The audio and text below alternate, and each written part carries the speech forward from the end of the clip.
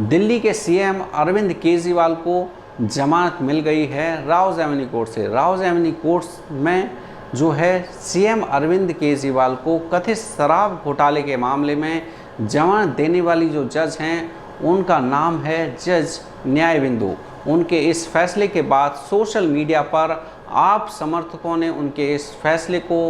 जो है तारीफ की और उन्हें धन्यवाद कहा। आइए जानते हैं कौन हैं जज न्यायबिंदु जिन्होंने सीएम अरविंद केजरीवाल को जमानत दी है।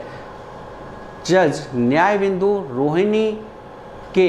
नॉर्थ वेस्ट कोर्ट में जो है सीनियर सिविल जज रह चुकी हैं और अभी वो राउज एवेन्यू कोर्ट में एज ए वैकेशन जज काम कर रही हैं। उनके सामने अभी तक जो भी वकील पेश हुए हैं उनका कहना है कि जज न्यायबिंदु बहुत ही शानदार कानूनी समझ वाली जज हैं। उनके जो करियर का कार्यकाल है बहुत लंबा नहीं है अभी तक का, लेकिन इस कम वक्त में भी उन्होंने जो है सिविल और क्रिमिनल दोनों तरह के केसों की सुनवाई की है। जब वो द्वारिका के कोर्ट में जो है सिविल जज थी उस समय उन्होंने जो है एक्सीडेंट के बड़े जुवेनाइल केसेसों की सुनवाई की और जब वो इस सीएम अरविंद केजरीवाल के केस की सुनवाई करने जा रही थी उससे पहले ही उन्होंने इस बात को कह दिया था कि वो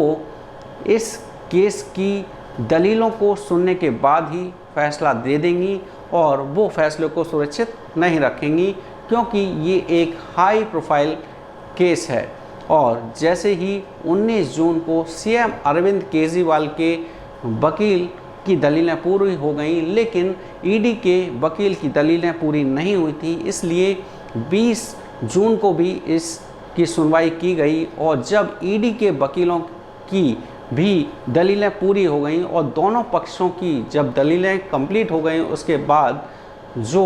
जज हैं न्यायबिंदु उन्होंने जो है बिना देर किए बिना फैसले को सुरक्षित रखे, जैसा कि उन्होंने इस केस से पहले ही कह दिया था, और उन्होंने फैसला सुना दिया और अपना फैसला सुनाते हुए सीएम अरविंद केजरीवाल को